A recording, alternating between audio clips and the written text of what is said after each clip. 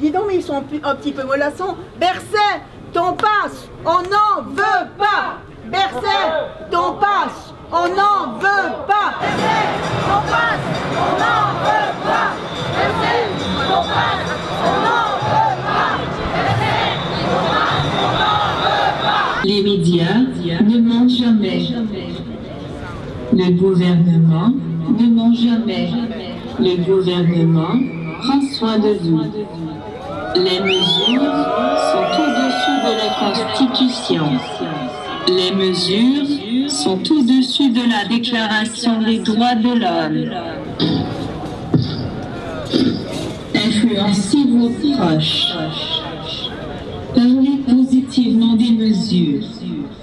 Suivez ces mesures. Soyez un bon citoyen. Montrez l'exemple. Écoutez le gouvernement, il vous veut que du bien. J'ai une bonne nouvelle. Nous allons gagner. Peut-être pas toutes les batailles, mais nous allons gagner la guerre. Parce que c'est une guerre que nous n'avons pas déclarée, que eux ont déclarée contre la vie, contre la liberté, contre la Constitution, contre la tendresse, contre les rapports humains, contre la science, contre la médecine, contre l'éducation et contre l'intégrité. Et puisque nous sommes de ce côté-là, nous ne pouvons que gagner tôt ou tard. En Suisse, nous avons l'habitude de faire confiance à nos autorités, et c'est une très belle caractéristique de notre pays. Mais quand les autorités violent des articles de la Constitution, l'interdiction de discriminer, le droit à la liberté personnelle et l'intégrité physique, la protection des jeunes et des enfants, la garantie de la sphère privée, la liberté de l'enseignement, la liberté de réunion, la liberté économique. Quand les autorités violent la Constitution, qu'est-ce qu'il reste comme recours? Dans certains pays, des cours constitutionnels, nous n'en avons pas en Suisse, mais on a vu en France qu'elles peuvent être très corrompues. Donc ce qui reste, c'est le peuple et le pays. Les autorités violent aussi le code pénal. Ils appliquent la contrainte qui est interdite par l'article 181. Quand vous forcez quelqu'un à faire quelque chose qu'il n'a pas envie de faire, en appliquant de la coercition, vous commettez un crime ou un délit pénal. Les menaces alarmant la population n'ont cessé d'être prononcées par des pseudo-scientifiques de plateau et des journalistes complaisants qui leur a donné la parole, de telle sorte que la population est aujourd'hui traumatisée. Elle est psycho-polytraumatisée comme résultat de cette inconduite des autorités et des médias. Et puis, non contents de tout ça, les autorités violent les conventions internationales, et notamment celles issues du Code de Nuremberg, la Convention d'Oviedo, la Déclaration d'Helsinki, qui avaient été passées pour que jamais ne se reproduise le fait d'imposer à quiconque un traitement qu'il ne veuille pas subir.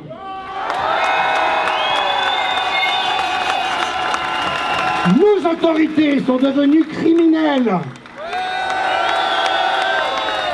Ça n'est pas une opinion, ça n'est pas une injure, c'est un avis de droit. Et dès lors, nous avons à saisir tous les moyens légitimes de nous opposer à ces autorités qui ont trahi la confiance de la population et qui depuis 1 année et demie et plus sèment la ruine dans la population.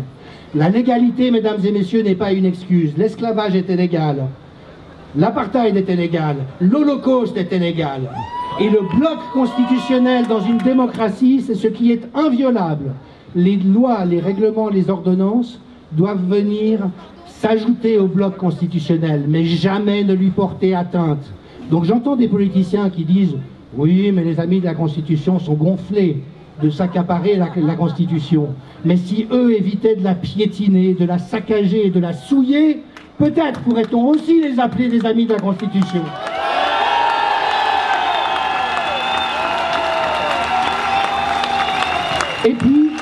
Et puis nous avons besoin d'immensément de compassion. Parce que la population, depuis 1 année, 3/4, subit une propagande, un lavage de cerveau, une exposition à des messages Les meilleurs épidémiologistes au monde ont récemment publié un article dans Newsweek, le très prestigieux hebdomadaire américain, disant comment M. Fauci, le M. Covid américain, a trompé l'Amérique. La vérité, mesdames et messieurs, est que M. Berset, M. Podgias et messieurs de la Task Force, ces pseudo-professeurs d'université et de médecine, ont trompé la population depuis 1 année et demie.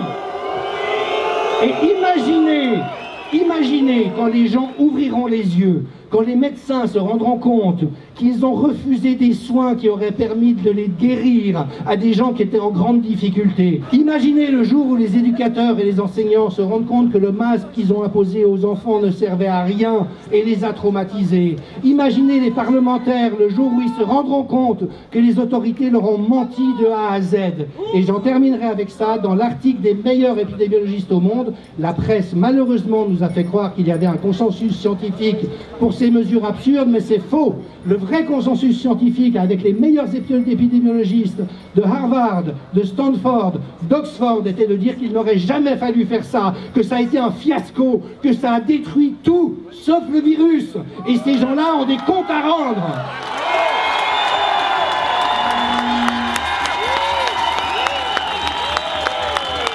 Et j'en appelle aux médecins, j'en appelle aux journalistes, j'en appelle aux parlementaires. Ne piétinez pas votre dignité, ne piétinez pas votre honneur. Le mensonge est en train de se lézarder dans le monde entier.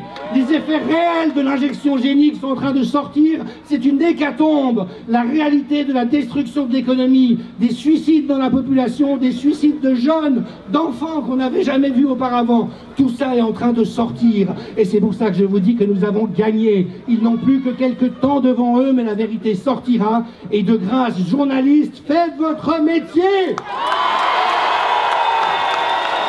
Il est intolérable que la population soit manipulée à ce point et faisons preuve de compassion envers eux parce que ça va être très dur le jour où ils se rendront compte d'à quel point ils ont été truandés, violés, maltraités, comme des enfants qui se font violer ou maltraiter dans le milieu familial. Voilà, mesdames et messieurs, les autorités que nous avons aujourd'hui. Bravo Jean-Dominique Michel, merci. Vive